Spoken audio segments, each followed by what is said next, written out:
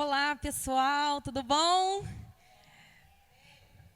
Confesso para vocês que vocês estarem aqui hoje, pessoal da produção, está muito mais gostoso com vocês aqui do que se estivéssemos aqui gravando sozinhos. Eles aqui estão representando vocês que estão aí em casa e eu espero que nessa noite a sua família esteja toda reunida aí no seu lar. E que seja uma noite de paz, de bênção, que todos vocês cresçam muito com tudo que nós estamos vivendo aqui. Nós estamos muito animados para tudo que Deus vai fazer a partir desse culto online. A presença do Senhor, o Senhor é onipresente, o Senhor está presente em todos os lugares. Então, independente se você está com a gente aqui hoje, se você está aí assistindo online, não tem problema nenhum, tenha certeza de que a presença de Deus está aí bem ao seu lado, preenchendo todas as lacunas do teu coração, enchendo a tua casa de graça, de paz, de cura, de libertação. Eu profetizo isso sobre você, tá? Que o reino de Deus inunde toda a sua casa, toda a sua família, toda a sua vizinhança a partir de tudo que está acontecendo aqui. Que Deus te abençoe poderosamente. Eu estou animada porque eu tenho certeza que essa palavra que Deus liberou sobre o meu coração é uma palavra que Ele quer sim liberar sobre o teu coração também, sobre o coração de muitas pessoas que estão ao seu redor, sobre o coração de muitas pessoas que você tem contato e eu não tenho, porque a partir dessa palavra, a partir das coisas que nós vamos conversar hoje, você vai ter a oportunidade de ensinar coisas preciosas para outras pessoas. Eu só te peço que você não retenha isso só para você, que você possa compartilhar tudo que Deus vai falar no seu coração nessa noite, amém? Joia! Então vamos lá, o texto que eu vou ler está em Marcos, capítulo 4, versículo 35 ao 39, e é um testemunho, né? É uma história, está contando uma história de algo verídico, algo que realmente aconteceu, e aconteceu na vida dos discípulos e na vida de Jesus, e se trata de uma tempestade. Eu não sei se você se identifica, mas para mim, quando esse texto saltou ao meu coração hoje, eu disse, Deus, o Senhor faz as coisas certas. Eu realmente precisava desse texto, eu realmente precisava saber um pouco mais sobre as tempestades. Eu espero mesmo que você aí, que essa mensagem seja relevante para você, porque o momento é propício. Tempestade na Bíblia, né? E no crentez é a nossa língua. Você que está assistindo aí, crentez é o jeito que a gente fala. Língua do crente é crentez. Então, no crentez, tempestade significa aflição, dificuldade, algum tipo de medo, de problema. Quando somos assolados por algo que nos incomoda, geralmente a gente chama de tempestade, né? Não é assim, crente? É verdade. E aí, quando Deus está tratando dessa tempestade, contando para a gente, a partir da vida do escritor desse texto maravilhoso, a gente pode um pouquinho se identificar com tudo que está acontecendo nessa nação, na nossa nação e no mundo inteiro. A gente pode se identificar com tudo que está acontecendo, tudo que a gente tem escutado de história ruim, de aflições, de medo, de dificuldades que todos nós estamos passando. Então vamos ler juntos? Marcos, capítulo 4, do versículo 35 ao 39. Vou ler aqui na minha versão. De repente está bem parecida com a versão que vocês têm aí. Na minha versão diz assim, ó, 35. Naquele mesmo dia, ao cair da tarde, Jesus pediu seus discípulos, passemos para a outra margem. Eles então, despedindo-se da multidão, o levaram um barco, assim como estava, e outros barcos o seguiam. E aconteceu que levantou-se um tremendo vendaval. Fala comigo aí da sua casa, vendaval. Isso aí. E as grandes ondas jogavam para dentro do barco, de maneira que esse foi se enchendo de água. Jesus estava na polpa dormindo. Repete comigo, Jesus estava dormindo. Isso. Com a cabeça sobre um travesseiro, os discípulos o despertaram e suplicaram, Mestre, não te importas que pereçamos? Então ele se levantou, repreendeu o vento e ordenou ao mar, aquieta-te, silencia-te. E logo o vento serenou e houve completa bonança. E indagou os seus discípulos: por que sois covardes, ainda não tendes fé? Em outras versões diz: porque vocês não creem, homens de pequena fé. Os discípulos, contudo, estavam tomados de terrível pavor. Repete comigo de novo: estavam tomados de terrível pavor. E comentavam uns com os outros: quem é esse que até o vento e o mar lhes obedecem? Aleluia! Deixa eu te falar uma coisa. Deus pode nos poupar no meio de uma tempestade, mas esteja certo que nem sempre Ele nos poupará delas. Mas uma coisa que você precisa ter certeza também é que durante toda a tempestade, Jesus está com você, está comigo, estava com os discípulos, Ele nunca nos abandona. Então não fique preocupado quando as tempestades vier. Essa frase que eles falaram chamou muito a minha atenção. E eles disseram para Jesus: Jesus, você não se importa? E logo que a tempestade se levanta, logo que os problemas começam a chegar, logo que as notícias ruins começam a ouvir aos nossos ouvidos, a primeira coisa que nós somos tentados a pensar é: será que Deus não se importa com isso? Será que Jesus não está se importando com essa dificuldade que todos nós estamos enfrentando? Onde Deus está enquanto as ondas estão inundando o nosso barco? Aonde Deus foi parar? Aonde Deus se encontra no momento em que eu me sinto morrendo? Em outros textos em que relata esse acontecimento, os discípulos falam: parece que nós vamos morrer, de verdade. E aí eu me identifiquei muito nesse tempo. Mas o Senhor me lembrou, amados, que Deus, Ele está também conosco no meio das tempestades. Não se sinta desesperado por isso, não pense que Deus te abandonou por isso, porque Jesus promete em sua palavra: eu estarei com vocês todos os dias até a consumação dos séculos. Então creia que Deus está contigo na tempestade. Nesse texto, Jesus estava pessoalmente com os discípulos no meio da tempestade. Só que Jesus faz um contraste nesse texto. Ele faz um contraste interessante entre medo e fé. E aí ele iguala o sentimento de medo à falta de fé. Só que esse tipo de medo não é um medo qualquer. É aquele tipo de medo que te desespera, que te paralisa, que te faz recuar, que te faz duvidar de todas as coisas que você já sabe no seu coração. Você está entendendo aí?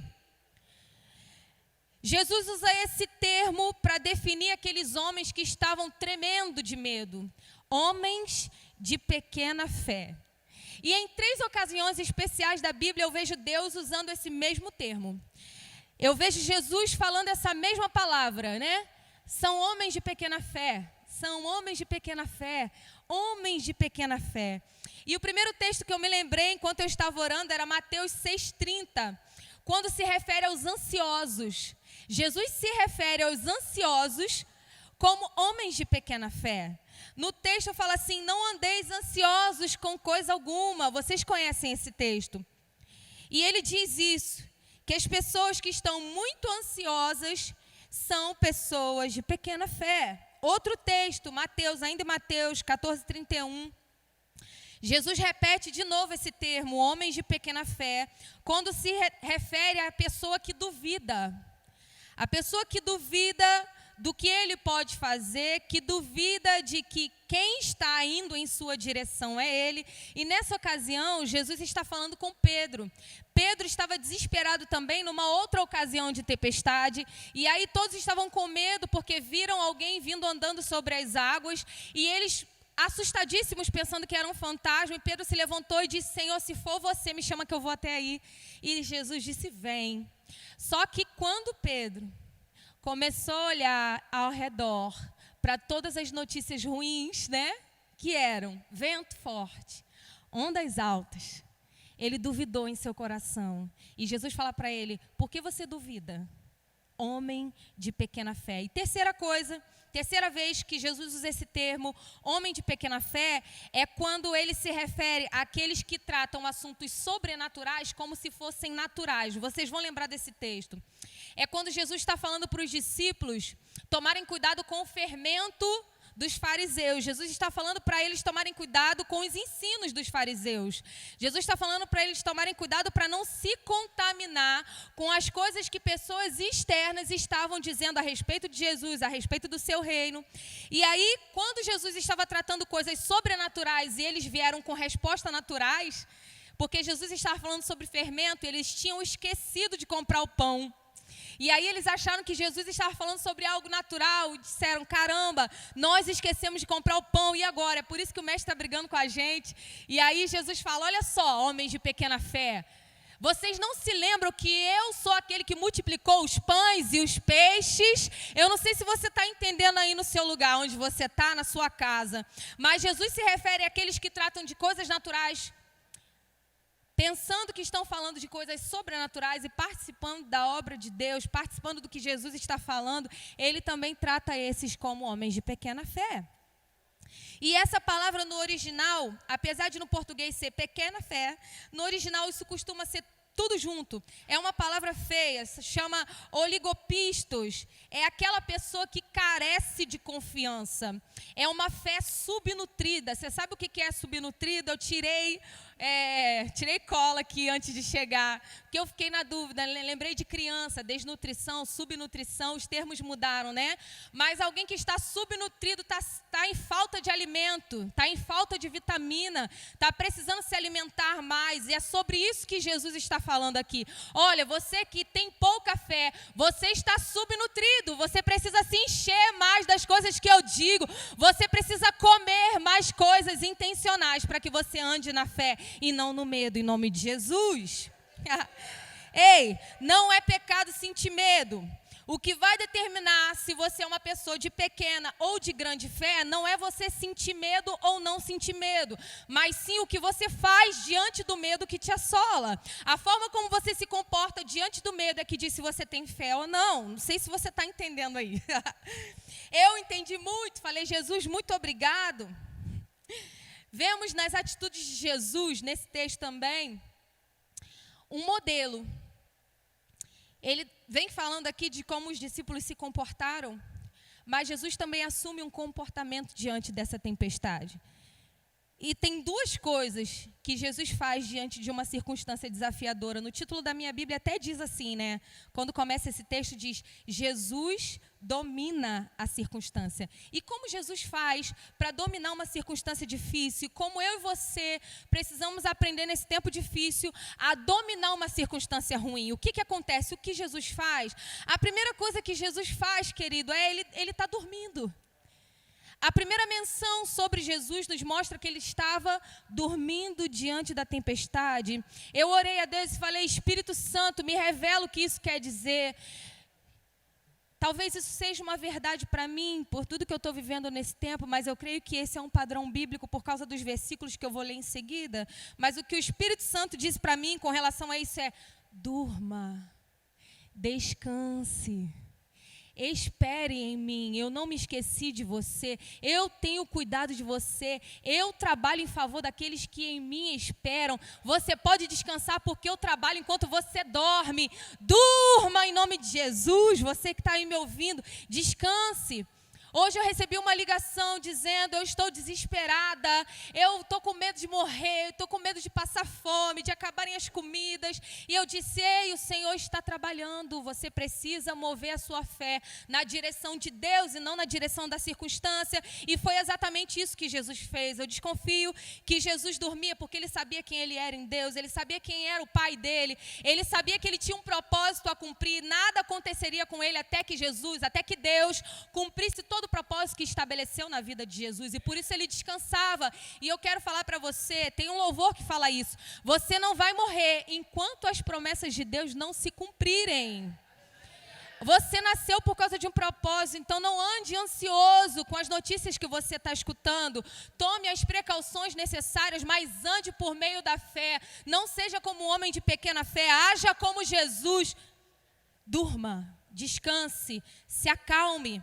E João 6,30 diz assim, não andeis ansiosos com coisa alguma. E aí o versículo um pouquinho antes, o 27, diz assim, qual de vocês, por mais que se preocupe, qual de vocês, por mais que se preocupe, pode acrescentar algum tempo na sua jornada de vida. Não é a preocupação que vai nos fazer acrescentar mais um tempo da nossa jornada de vida.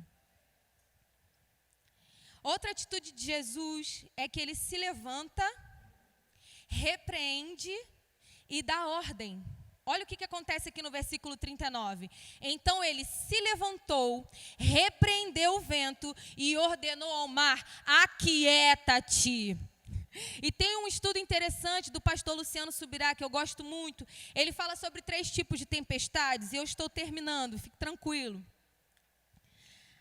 O primeiro tipo de tempestade que o pastor trata, e eu aprendi muito com ele, são as tempestades naturais. Isso acontece, são aquelas coisas que acontecem naturalmente, ou seja, eu moro num lugar que chove muito, eu moro lá em Nárnia, para quem não sabe, né? Não vou falar meu endereço aqui online, mas eu chamo de Nárnia. E aí muitas vezes eu tenho notícia que aqui está seco, calor, todo mundo tomando banho de piscina e está chovendo lá em Nárnia, onde eu moro. São chuvas naturais. É o local que é propício para chuvas, chove muito, não é a terra da garoa, mas poderia ser. Então existem aquelas tempestades que se levantam naturalmente. Isaías 43 fala assim: quando passares pelas águas não vão se afogar, eu sou o teu Deus que te guardo. Quando você passa por uma tempestade natural, que todo mundo está sujeito a ela, o conselho de Jesus é: tem de bom ânimo. Tem de bom ânimo, eu venci. Tem de bom ânimo, eu venci. Tenha bom ânimo, não se preocupe. Fique animado, levanta do seu lugar, lava sua louça. Fica tranquilo, eu estou cuidando de tudo. Se anima com a notícia de que eu venci. E além disso, 1 João 5,4 fala que aquele que é nascido de Deus vence. Aquele que é nascido de Deus vence, ou seja, você tem uma ótima notícia: Jesus venceu, e se você nasceu de Jesus, você vence também. Segundo tipo de tempestade é aquela tempestade que vem de Deus. Sabe aquela tempestade que Jonas passou? Ele estava correndo da obediência e ele enfrentou algumas consequências disso. E aí, diante dessa tempestade, o que foi que Jonas fez? Jonas confessou e assumiu o seu erro. E logo depois que ele fez isso, a tempestade passou. Então, quando essa tempestade vem de alguma coisa que nós estamos fazendo, o que nós temos que fazer é confessar esse erro, assumir esse erro e mudar de postura e rumo à direção ao que Deus nos manda fazer. Amém? Terceiro tipo de tempestade é quando elas vêm do inimigo. E aí é essa tempestade aqui que eu quero chamar a tua atenção nesse texto. Quando as tempestades vêm do inimigo, a coisa que a gente tem que fazer é repreender. Não tem outra opção. A única coisa que você tem que fazer é repreender. Jesus, quando repreendeu essa tempestade, ela não poderia ser uma tempestade vinda de Deus, porque Jesus jamais ia se opor a alguma coisa que Deus estava fazendo. Então Jesus olhou e disse: independente se essa tempestade é natural ou se essa tempestade vem do inimigo, uma coisa eu sei, é que ela vai se submeter. Então agora, cesse, silencie, cale. E é isso que eu quero dizer para você nessa noite, querido. Andar na direção do medo não vai mudar nenhuma das nossas circunstâncias, não vai mudar as notícias mundiais. O que vai mudar as notícias mundiais é quando a igreja se levantar, como Jesus fez, erguer suas mãos e disser: ô vírus, aquieta-te em nome de Jesus, silencia, mais notícias, eu te silencio agora em nome de Jesus. É isso, no padrão de Jesus a gente se levanta e repreende, a gente se levanta e dá ordem. No padrão de Jesus a gente não acua, querido, a gente se levanta. Então, em nome de Jesus, eu quero aproveitar que o pastor Marlon falou aqui antes sobre o jejum e a oração que nós estamos fazendo. Eu quero te chamar a ler comigo Tiago. Quando você tiver um tempo, você leia a carta de Tiago toda, mas tem um capítulo especial que ele fala uma ferramenta incrível para que Satanás se submeta a nós. Primeiro, submeta-se a Deus. E aí, em segundo lugar, resista. Se você anda submetido a Deus, você tem autoridade para resistir. Então, não temas em nome de Jesus. Porque no final desse versículo ele fala: e o inimigo fugirá de você. Não importa para mim qual é o nome desse inimigo. Se o nome desse inimigo é coronavírus, se o nome desse inimigo é medo, se o nome desse inimigo é desemprego, não importa qual é o nome do teu inimigo, importa que você precisa se levantar e repreender essa situação em nome de Jesus. Amém. Aquele que é nascido de Deus vence. E eu quero te fazer um convite aí na sua casa. De repente, você anda tão acuado, de repente você anda tão desesperado, de repente você anda desolado, sem direção, só perdendo, você só está levando bolada nas costas. De repente você está precisando nascer de Deus. De repente você está precisando de um poder que opera naqueles que são filhos. Que é esse mesmo poder que operou na vida de Jesus para repreender a tempestade. Então, se você que está aí na sua casa, você ainda não tem Jesus como Senhor, Salvador da sua vida, aquele que te dá direção, aquele que você conversa, aquele que você fala os seus problemas e ouve as soluções dele, aquele que te ama, aquele que morreu no seu lugar para que você tivesse vida e vida em abundância. Eu te convido nessa hora a fechar os seus olhos, colocar a mão no seu coração e fazer essa oração junto comigo. Senhor Jesus, nós reconhecemos que o Senhor é Deus. Nós reconhecemos que o Senhor nasceu e sacrificou-se pela minha vida, morrendo para pagar os meus pecados. Eu reconheço também que o Senhor ressuscitou ao terceiro dia. Eu reconheço, Senhor, que a partir desse sacrifício eu posso me tornar filho de Deus. Então eu quero te convidar, Jesus, a fazer morada dentro do meu coração. Eu quero te convidar, Espírito Santo de Deus, a habitar dentro de mim. Eu quero ser casa de Deus. Eu quero ter um relacionamento íntimo e pessoal com Deus, não só hoje, mas eternamente, por toda a eternidade, até quando essas coisas terrenas passarem. Eu quero ter uma vida de eternidade contigo, Senhor. Escreve meu nome no livro da vida. E Satanás, eu não tenho nenhuma aliança contigo. Eu repreendo em nome de Jesus a força do poder do pecado contra a minha vida. E eu me submeto a Deus. Eu declaro que você vai fugir, porque a partir de hoje eu vou resistir. Em nome de Jesus, obrigada, Senhor. Obrigada por tudo que o Senhor tem feito na minha vida. Obrigada por esse vídeo que me fez perceber que eu preciso ser nascido de Deus.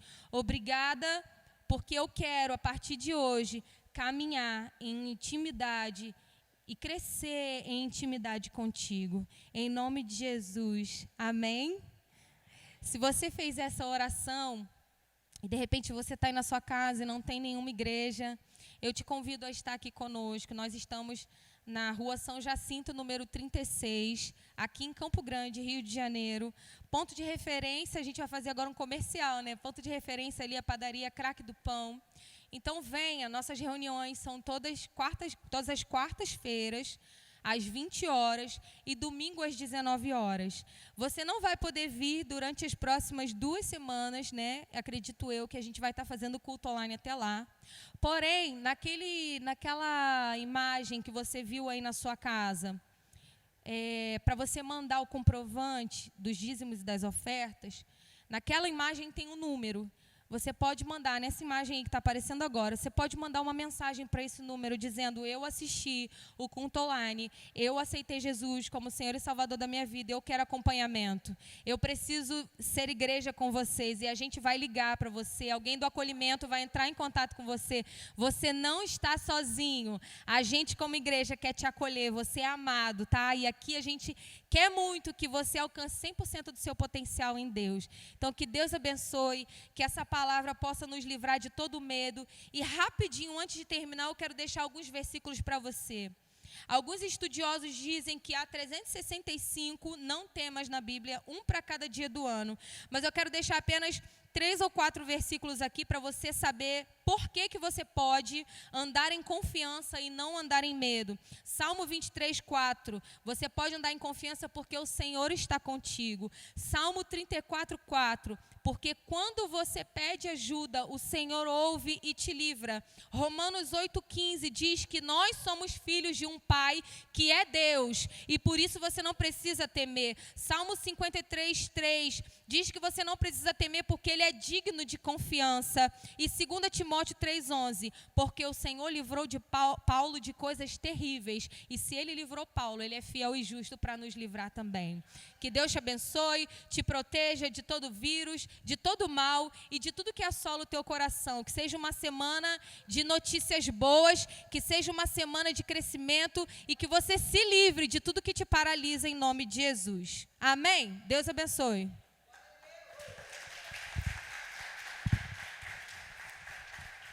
Aleluia.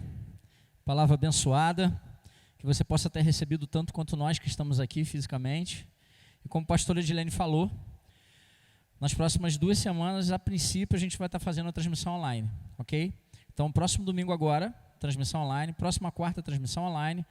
E aí, no próximo fim de semana, próximo domingo, a gente vai estar avisando como vai ficar, de acordo com as notícias. E eu tenho fé, e convoco você a ter também, jejuando e orando conosco, que em breve nós teremos excelentes notícias. E aprenda com ela aqui, aprenda com o Espírito Santo nessa noite. Repreenda o medo, repreenda o pânico e avance. Amém? Estenda suas mãos, abra suas mãos, você que está em casa, você que está aqui. Que o amor de Deus Pai, a graça de nosso Senhor Jesus Cristo e a comunhão do Espírito Santo de Deus esteja presente com todo filho e filha de Deus que está aqui conosco na igreja e com você em casa e em todas as igrejas de Cristo espalhadas pelo mundo. Em nome de Jesus, amém. Até a próxima.